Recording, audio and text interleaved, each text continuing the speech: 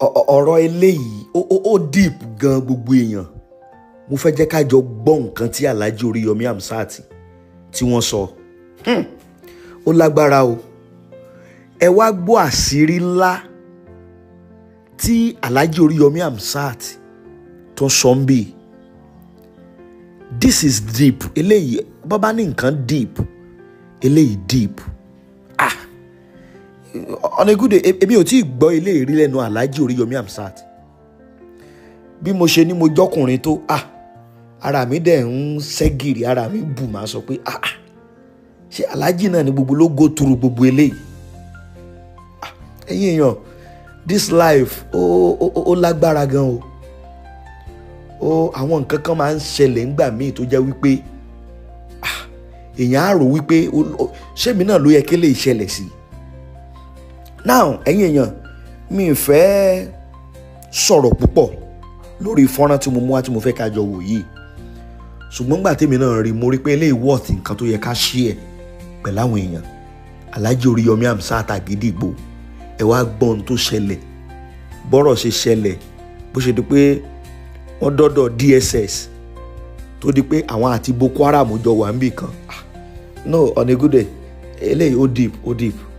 Ṣẹ́rí, màá fẹ́ ká share fọ́nrán yìí náà pẹ̀lú àwọn èèyàn mi. Ẹ máa rí pé máa ń sọ nǹkan kan pé tá a bá ṣì wà nú ayé, tá a ṣì wà nú ayé, tá a ti kú, a máa kẹ́kọ̀ọ́ ni. Alhaji Oriyomi, gbogbo ṣùgbọ́n kárí fún yín. Lágbára Ọlọ́run, èmi àtẹ̀yìn àtàlájì Oriyomi o àti gbogbo ẹ̀yin olólùfẹ́ mi lórí ìkànnì yìí. Lágbára Ọlọ́run, ogun ò ní borí wa. Ogun ò ní borí. Ẹ jẹ́ àjọ wo kó mọ́ dàbí pé bóyá mò ń ẹjọ́ mi ń pọ̀. Ẹ bá mi share pẹ̀lú àwọn èèyàn míì náà kájọ kẹ́kọ̀ọ́. Eléyìí deep. This is deep. Bá ní nǹkan jinlẹ̀, ó jinlẹ̀, ó lélẹ̀. Lọ́yà mi tó sì ní dé DSS Ìbàdàn bí wọ́n ṣe gbà mí lọ́wọ́ ẹ̀ báyìí ni wọ́n tilẹ̀kùn mọ́. Bí wọ́n sì ṣe tilẹ̀kùn mọ́ ni wọ́n já mi hòhò, ni wọ́n jù mí síbi tí wọ́n jù mí sí. Nígbà tí mo lè yọ ọjọ́ tí màá lò ń bẹ̀, wọ́n fi ṣẹ́kẹ́ṣẹkẹ̀ sí mi lọ́wọ́ àtẹsẹ̀ ọba Àbújá. Gbogbo àkókò tí mo lò ń bẹ̀ lóṣù ìfojú kan lọ́wọ́ kankan ìṣòro tí mo mọ̀ rí àbẹ̀ntọ́ mọ̀ mi rí. Àwọn tí mo rí inú àwọn Boko Haram àtàwọn darandaran, àwọn tí ẹ̀jẹ̀ wà lọ́wọ́ wọn. Àwọn lájọ́ lé gbogbo ìgbà tí mo lò ń bẹ̀. Ìgbà tó di àkókò kan wọ́n mú wọn kọ̀ọ̀kan, wọ́n dẹ̀ ń ṣe ìdájọ́ wọn, ẹjọ́ lọ ẹ̀wọ̀n, ẹjọ́ mọ̀ lọ ní. Ìgbà tó nira dé. Tó bá yẹ pé mo ṣe nǹkan kan tí mo bá ń sọ ní gbangba tí mò ń fẹnu sọ, ẹ̀rí ọkàn mi ò ní jẹ́ ń gbádùn ayé, mi ò ní sinmi, mi ò ní rest, ẹ̀rù ọmọ bà mí. Ṣùgbọ́n gbà tí mo rò pé mi ò ṣe nǹkan kan ni mo ṣe sọ wípé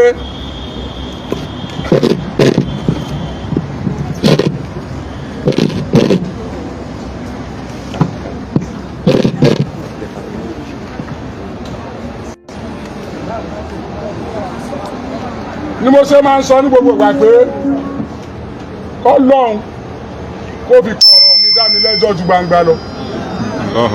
Gbangba tẹ́yìn rí yẹn gbórí yọmí ṣe lé ó ṣe lé ní ṣe kankan o.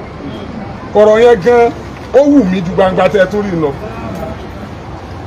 Kó fi kọ̀rọ̀ mi tẹ́ rí yẹn kó fi dá mi lẹ́jọ́ lórí ọmọ ọlọ́mọ, lórí ọmọ tèmi, lórí ìyá oníyá àti ìyá tèmi náà àti gbogbo àwọn tí bá ń bá mi dòwò pọ̀. 000-160. Ó fi dá mi lẹ́jọ́.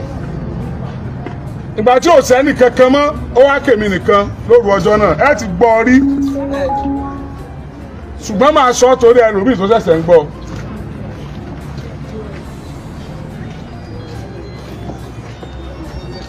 Mo rí pé gbogbo àwọn èèyàn ti sùn tán. Ibi kọ́.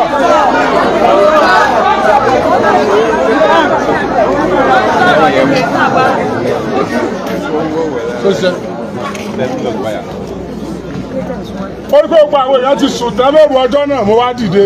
Wọ́n ní Ọlọ́run tó bá yẹ kó tẹ́wọ́ gbaṣẹ́ mi lóòótọ́.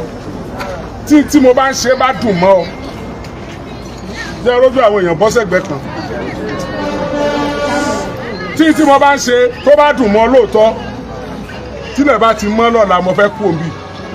ẹ̀ ń tọ́ ọ̀ràn sí mi ò fẹ́ mọ̀ torí wọ́n sọ pé wọ́n ní ká destroy mi ni so reason nìyẹn tán fi síwèé tèmi wò mo ní lọ́la o mo wá ń ka gbogbo tí mo ti ṣe tí kódà tí n ṣe síta táwọn èèyàn mọ̀ ibi tí mo ti fara ní ara mi nítorí ẹlòmíì mo wá ń kà á mo wá bẹ̀rẹ̀ sí sunkún mo sunkún gan mo dẹ̀ rí omi ojú mi ó kán sílẹ̀ ó pọ̀ ó dẹ̀ sàn bẹ́ẹ̀ ni mo sọ ìgbà tílẹ̀ mọ́ ẹ mọ̀ pé mo sùn èmi ò sùn gbà tí gbogbo èèyàn sùn ìdoríkodò tí mo forí kanlẹ̀ báyìí ni mo ti sọ gbogbo ọ̀rọ̀ yẹn Allahu Akbar ìgbà tí mo ṣe tán mo wá sùn mo sùn buwọ́ bí ọwọ́ aago 12 láàárọ̀ wọ́n wá wọnú ibi tá a wà wá wọ́n wá pè mí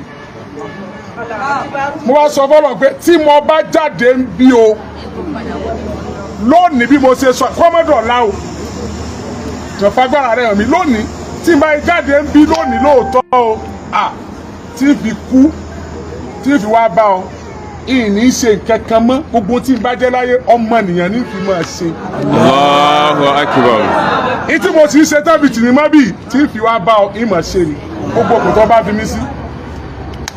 ọjọ́ náà lóòótọ́ wọ́n wá pè mí ẹ tó tẹ̀ wá pè mí ọ̀mọ́ orúkọ mi pè ìgbà tó rí ẹ mọ̀ pé haúsá òkè ń jẹ́ Hamzat tí wọ́n bá Hamza ni kò wá rórí yọmí pé ọkàn pé Hamza tó bọ́bọ́ kan wá wà ó ti lọ ọ̀dà pé Spain ló ti ń bọ̀ Èkó náà ti wá mú wọ́n ní wọ́n suspect ẹ̀ fún Boko Haram wọ́n sábà lára àwọn tẹ́lẹ̀ dàpọ̀ mọ́ wa ọmọ Ẹdó ni olówó ti mi pé are you not the Hamza mo ní yes I'm Hamzat ó ní they are calling you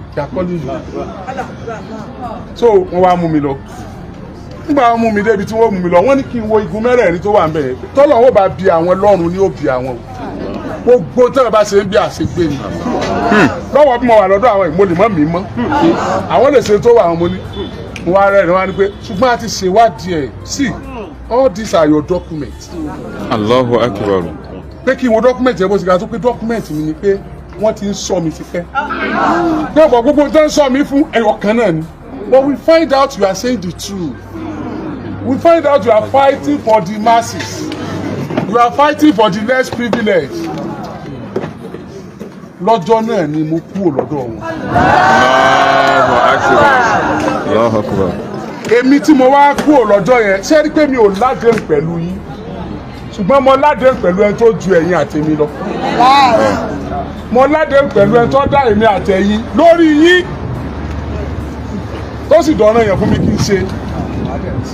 ọ̀pọ̀lọpọ̀ ní nǹkan ni mo rẹ̀ ti ṣe látàrí pé ìtí mo wáyé wá ṣe yìí tí mò ń gba ìdálẹ́bi ní orí ẹ̀ àti ìdálẹ́jọ́ ṣùgbọ́n kò lè sú mi lára rẹ̀ ó ní ọ̀rọ̀ cooperative tí mo dálẹ̀ fún yín ó gba ìdálẹ́bi lórí ẹ̀ mo lè gba ìdálẹ́jọ́ ṣùgbọ́n bí tó dé dúró yìí mo fẹ́ kẹ́ ẹ ràn mí lọ́wọ́ kí ìdálẹ́bi àti ìdálẹ́jọ́ tí ń bẹ lórí rẹ̀ kó má kọjá ibi tó dé yìí. ìrànlọ́wọ́ tí mo fẹ́ kẹ́ ẹ ṣe fún mi ni pé gbogbo ẹ̀yin coordinators tẹ́ wà ní pátápátá tí a rí àwọn tí wọ́n láwọn ò ṣe cooperative mọ́ ní ọ̀dọ̀ yìí tí wọ́n dẹ̀ lówó lọ́dọ̀ wa ẹ bá mi kọ orúkọ wọn jáde ẹ jẹ́ n sanwó wọn fún wọn.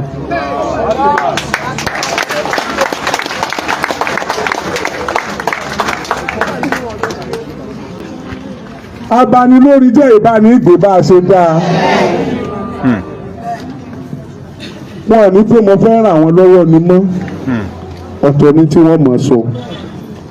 tẹ́ bá ti ń gba orúkọ wọn àti iye owó wọn ẹ bá ń split ẹ̀ kọ́mọ̀ jẹ́ pé wọ́n rò tí ó yẹ kí wọ́n rò pọ̀ mọ́ mọ́ èyí tó bá jẹ́ ojúlówó owó tó yẹ ká fún wọn ẹ bá ń gbà wá ẹ̀kọ́ account number síwájú ẹ̀ ẹ jẹ́ máa ṣẹ́tù wọn díẹ̀díẹ̀ tí ń fi sán tán.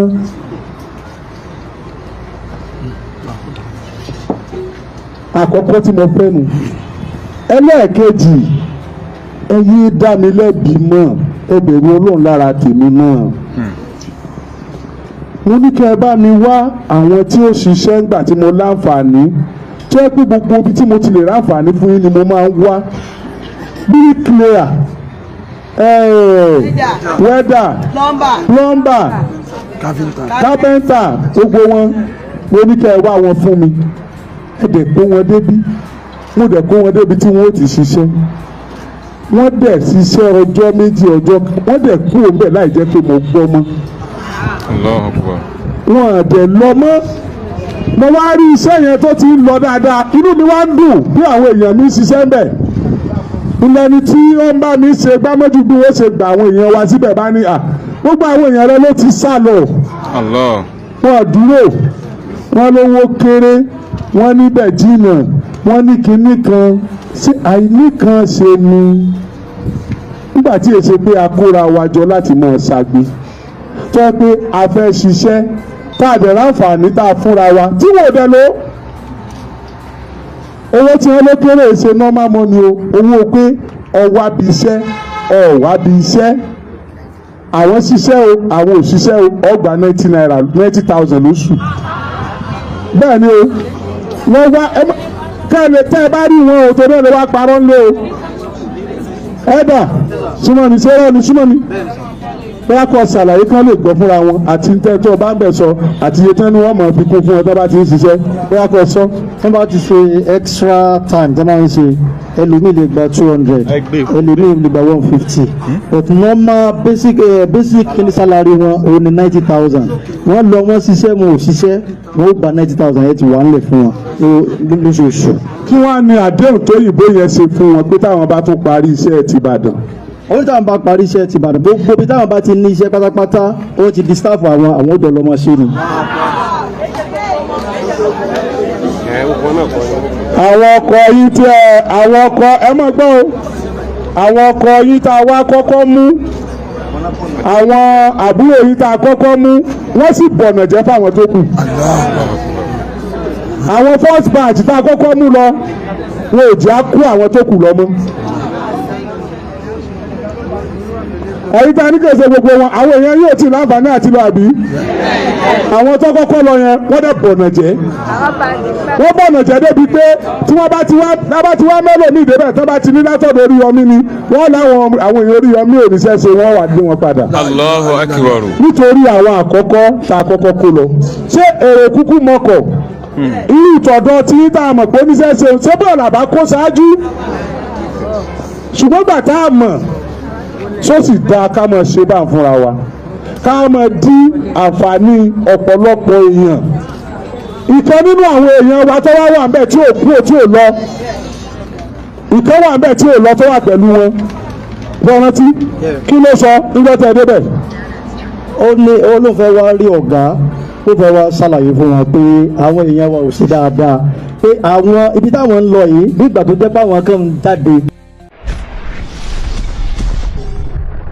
ẹ wo ẹ̀yin olólùfẹ́ Kúnlé Ìjẹ̀ṣà ohun tá a mọ̀ tó ní ká tó mú wá sí etí ìgbọ̀yìn nù nípa tí ọ̀rọ̀ tí Alhaji Oriyomi Hamzat tí wọ́n sọ nípa tí ojú wọn rí nígbà yẹn gbogbo alamọ táìmù tí tá à ń sọ nípa rẹ̀ yìí ẹ wo ṣùgbọ́n ọ̀rọ̀ yìí ààrẹ jù báyìí lọ níbi tá fi àdàgbà ètò yìí tá fi sọlẹ̀ sí lónìí ni èyí bó bá tó ṣe ń lọ lórí ọ̀rọ̀ Alhaji Oriyomi Hamzat àti ọ̀rọ̀ tí wọ́n sọ nípa rẹ̀ àtúnjẹ́ kí a gbọ́ ire o ire lójú owó rí ire lójú ọlá rí ire lójú gbogbo yín á máa rí o.